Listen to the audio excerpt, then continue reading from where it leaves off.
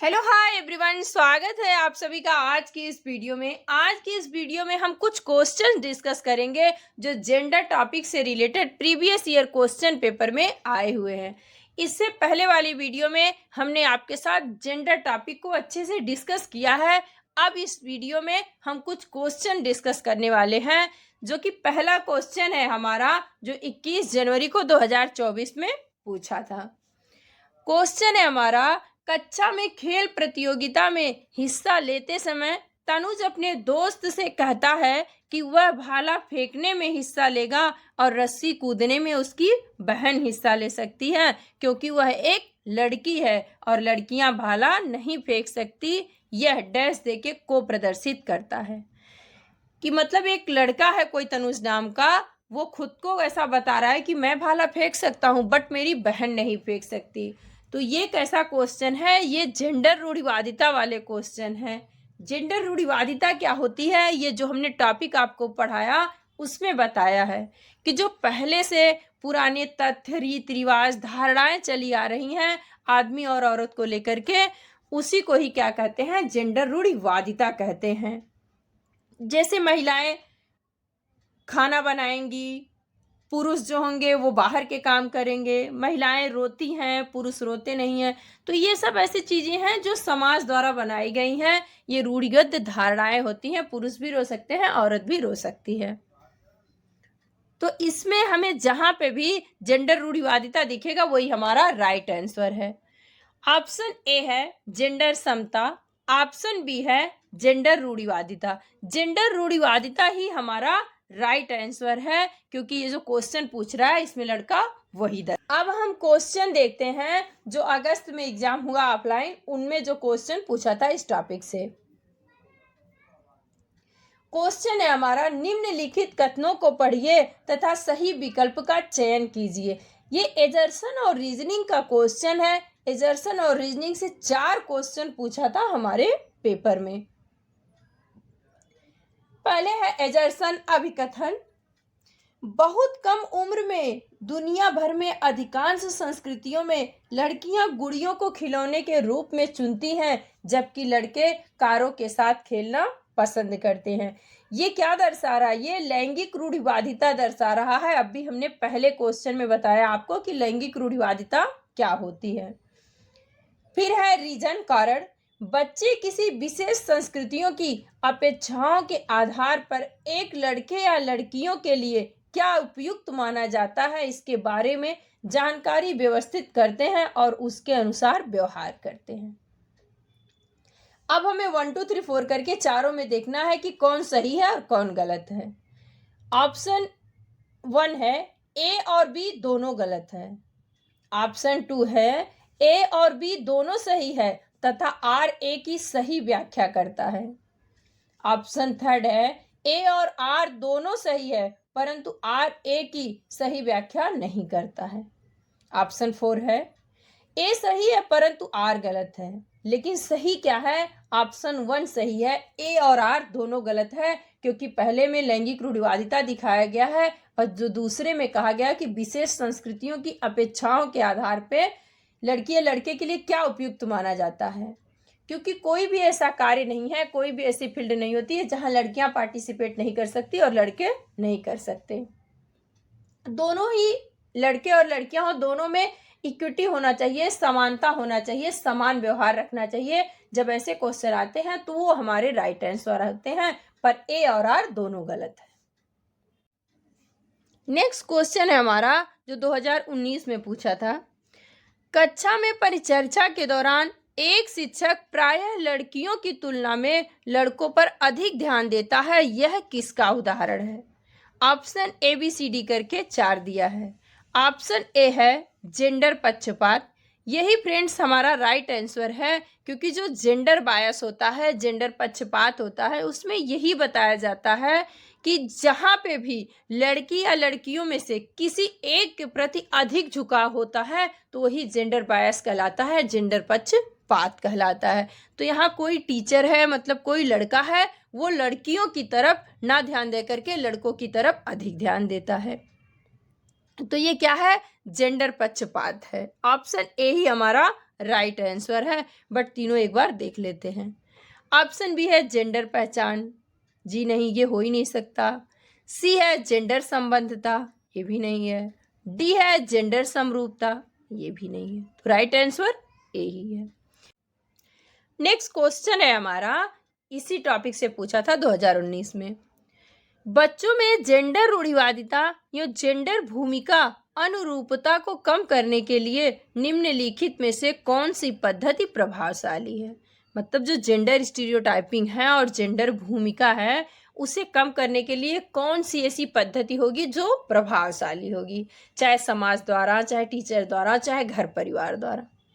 ABCD करके 4 option दिया गया है। ऑप्शन ए है जेंडर पक्षपात के बारे में परिचर्चा। ऑप्शन बी है जेंडर विशिष्ट भूमिकाओं को महत्व देना, मतलब जेंडर की जो विशिष्ट भूमिकाएं हैं उन्हें ही बढ़ावा देके। जी नहीं, ऐसा नहीं है। सी है जेंडर पृथक खेल समूह बनाना, मतलब जो जेंडर है उसके बारे में अलग अलग खेल समूह बनाना, मतलब लड़कियों के अलग समूह बनाना, लड़कों के अलग समूह। डी है जेंडर पृथक बैठने की व्यवस्था करना, मतलब जो जेंडर है, लड़कियों को अलग बैठाना, लड़कों को अलग बैठाना, वैसी व्यवस्था करने से जेंडर प्रभावशाली होगा। तो आपको चारों ऑप्शन हमने समझा दिया। इसके हिसाब से आप समझ गए होंगे कि जो ऑप्शन 1 है वही हमारा राइट आंसर है, कि जेंडर पक्षपात के बारे में परिचर्चा करके, डिस्कशन करके, एक दूसरे से, टीचर से, घर परिवार से, सोसाइटी से, समाज से हम जेंडर रूढ़िवादिता को, जेंडर स्टीरियोटाइपिंग को रोक सकते हैं। नेक्स्ट क्वेश्चन है हमारा जो 2019 में ही जुलाई में पूछा था। क्वेश्चन है हमारा जेंडर, ABCD करके 4 ऑप्शन दिया है और पूछ रहा है जेंडर क्या है। ऑप्शन ए है एक आर्थिक अवधारणा है। ऑप्शन बी एक जैविक निर्धारक है। जैविक निर्धारक जो बायोलॉजिकल कॉन्सेप्ट है वो क्या होता है, सेक्स होता है। और जेंडर क्या है, जेंडर एक सामाजिक अवधारणा है। ये हमने आपको बताया था पहले ही। यदि आपको ये सारे पॉइंट नहीं समझ में आते हैं तो पहले आप कॉन्सेप्ट क्लियर करिएगा। जो हमने जेंडर का पढ़ाया है उसका भी लिंक हम इसके डिस्क्रिप्शन बॉक्स में ऐड कर देंगे। आप वहां से जाकर के जेंडर टॉपिक को अच्छे से पढ़ लेंगे, फिर ये सारे क्वेश्चन आप बहुत ही ईजिली सॉल्व कर सकते हैं। ऑप्शन सी है एक मनोवैज्ञानिक सत्ता है, जी नहीं। ऑप्शन डी है एक सामाजिक संरचना है, यही हमारा राइट आंसर है कि जो जेंडर है ये एक सामाजिक संरचना है। ये समाज द्वारा बनाया गया है कि लड़कियां घर के काम करेंगी, लड़के बाहर के काम करेंगे, ऐसा कहीं लिखा नहीं है। लेकिन जो शारीरिक संरचना होती है मेल और फीमेल की, ये क्या होता है, बायोलॉजिकल कॉन्सेप्ट होता है, जैविक निर्धारक होता है। फिर नेक्स्ट क्वेश्चन देखते हैं, इसी साल पूछा था जुलाई में ही। क्वेश्चन है हमारा खिलौने, पहनावे की वस्तुएं, घरेलू सामग्री, व्यवसायों या रंगों को विशिष्ट लिंग के साथ संबंधित करना क्या प्रदर्शित करता है। खिलौने मतलब कोई लड़की है उसे यदि किसी ने कार गिफ्ट दे दिया तो लोग क्या बोलते हैं, तुम कार का क्या करोगी। या कोई लड़का है उसके बर्थडे पे किसी ने गुड़िया गिफ्ट कर दिया तो भी लोग उसका मजाक करते हैं। बट ऐसा नहीं करना चाहिए। क्या लड़के नहीं खेल सकते गुड़िया से, या लड़की कार से नहीं खेल सकती, खेल सकती है। मतलब ये दिखा रहा है कि ये गुड़िया है तो सिर्फ ये लड़की खेल सकती है। फिर क्या है, पहनावे की वस्तुएं, मतलब तुम लड़की हो तुम पैंट शर्ट नहीं पहन सकती। फिर क्या है, घरेलू सामग्री।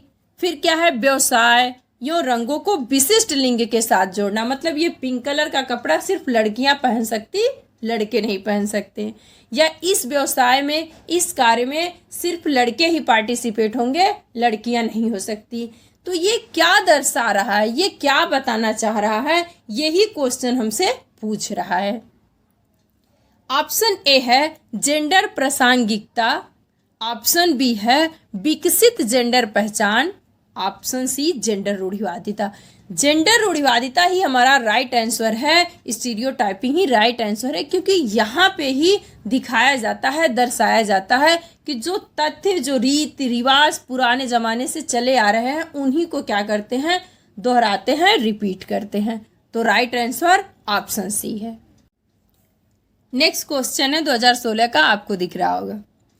एक सह शिक्षा कक्षा में लड़कों से शिक्षक से यह कहता है कि लड़के बनो, लड़कियों जैसा व्यवहार मत करो। यह टिप्पणी कैसी है? मतलब कोई टीचर है, वो लड़कों से ऐसा बोल रहा है कि तुम लड़कियों जैसा व्यवहार मत करो। वो किस तरह की टिप्पणी कर रहा है, किस तरह का कमेंट कर रहा है लड़कों को? ऑप्शन 1 है जातीय भेदभाव का परिचायक है। ऑप्शन 2 है लड़के और लड़कियों के साथ व्यवहार का एक अच्छा उदाहरण है। यदि अच्छा उदाहरण रहता तो फिर ये क्या रहता? जेंडर के बारे में डिस्कशन रहता। ऑप्शन 3 है लड़के और लड़कियों में भेदभाव की रूढ़िबद्ध धारणा प्रकट करती है। यही राइट आंसर है कि तुम लड़के हो, लड़कियों जैसा रहो, लड़के जैसा मत करो। ये क्या है? एक जेंडर स्टीरियोटाइपिंग का उदाहरण है। और जो थर्ड है यही हमारा राइट आंसर है। नेक्स्ट क्वेश्चन है हमारा, विद्यालय यात्रा पर जाने के लिए पोती को अपने पिता से बहस करते हुए देखकर दादी कहती है कि तुम अच्छी लड़की की तरह आज्ञाकारी क्यों नहीं हो? तुम लड़कों की तरह व्यवहार करोगी तो तुमसे कौन शादी करेगा? यह कथन निम्नलिखित में से किसको प्रतिबिंबित करता है?